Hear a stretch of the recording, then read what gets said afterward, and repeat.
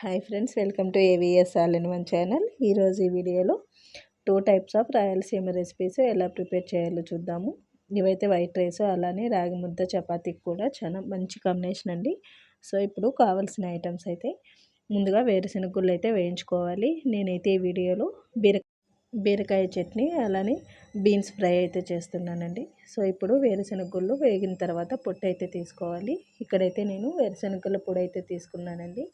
ఈ ఒక్క పొడి ఉన్నా కూడా చాలు. మనము వేడి రైస్లకు కూడా మనమైతే పొడి వేసుకొని తిన్నామనుకోండి చాలా టేస్టీగా ఉంటుంది, అలానే హెల్తీ కూడా.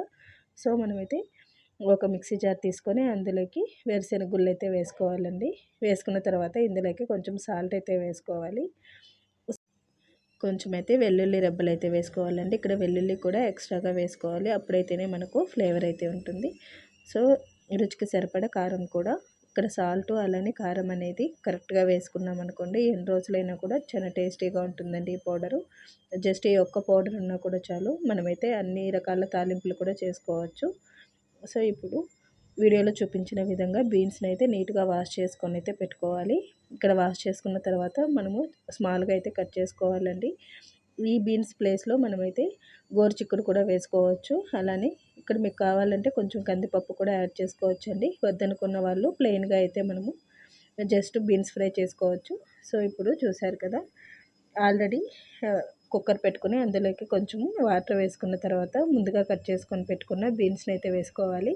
ఇక్కడైతే జస్ట్ ఒక విజిల్ వేపించుకుంటే చాలండి. జస్ట్ బీన్స్కి తగిన సాల్ట్ అయితే వేసుకోవాలి.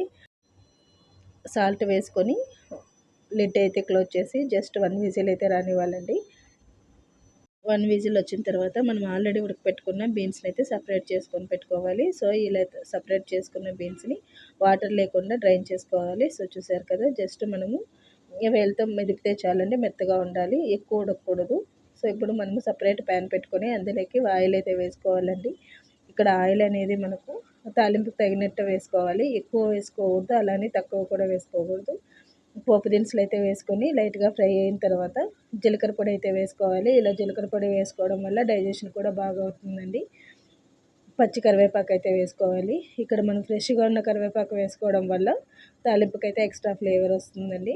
సో ఆల్రెడీ మనము వాటర్ని అంతా సపరేట్ చేసిన బీన్స్ అయితే వేసుకోవాలి. అలానే జస్ట్ లైట్గా ఫ్రై చేసుకొని ముందుగా మనమైతే రుబ్బు పెట్టుకున్న కారప్పొడి అయితే వేసుకోవాలండి. ఇది వేరుశెనగుళ్ళ కారం పొడి అయితేనే పిలుస్తారు, శనగగింజల కారం పొడి అని కూడా అంటారండి.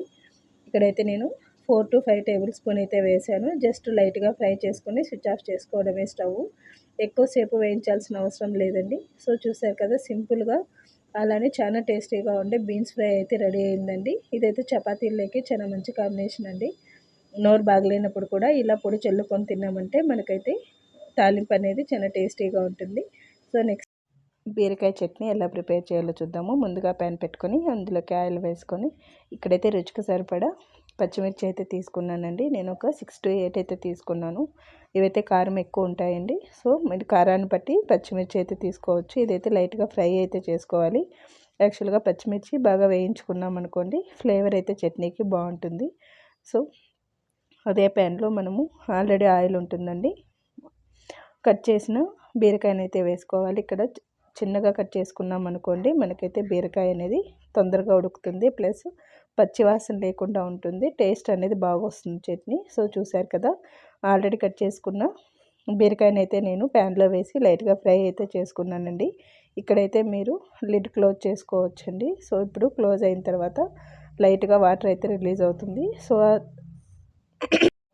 వాటర్ అంతా ఫ్రై అయిన తర్వాత మనమైతే ముందుగా కట్ చేసుకున్న టమాటో కూడా వేసుకోవాలండి. ఇక్కడైతే నేను 3 టమాటో తీసుకున్నాను, ఒక పెద్ద బీరకాయ సైజ్కి. సో చూసారు కదా, సపరేట్గా ఒక ప్లేట్లో అయితే వేసుకోవాలి బీరకాయ. అలానే టమాటా కూడా లైట్గా వేయించుకోవాలండి. రుచికి సరిపడా సాల్ట్ వేసుకొని మిక్సీ జార్లో జస్ట్ మనమైతే ఒక రౌండ్ అయితే రుబ్బుకున్న తర్వాత ఆల్రెడీ వేయించుకొని పెట్టుకున్న బీరకాయని అయితే వేసుకోవాలి. సో ఇదే బీరకాయలో మనమైతే టమాటా కూడా యాడ్ చేసుకోవాలండి. ఇక్కడ మీకు చింతపండు కావాలంటే యాడ్ చేసుకోవచ్చు, వద్దనుకున్న వాళ్ళు నిమ్మకాయ అయితే మనము జస్ట్ కొంచెం 2-3 డాబ్స్ అయితే పిండుకోవచ్చండి.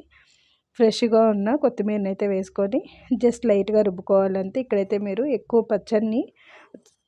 ఎక్కువ మెత్తగా రుబ్బుకోవాల్సిన అవసరం లేదండి, జస్ట్ బరకగా రుబ్బుకోవాలి. ఎందుకంటే కొత్తిమీర అలానే ఆనియన్ ఫ్లేవర్ అనేది చట్నీకి బాగా పడుతుంది. సో చూసారు కదా, కచ్చా పచ్చాగా అయితే రుబ్బుకోవాలి. దీనికైతే ఎలాంటి తిరగవాత అవసరం లేదండి. అలానే డైరెక్ట్గా అయితే తినొచ్చు. నేనైతే వైట్ రైస్ అయితే సర్వ్ చేసుకున్నానండి.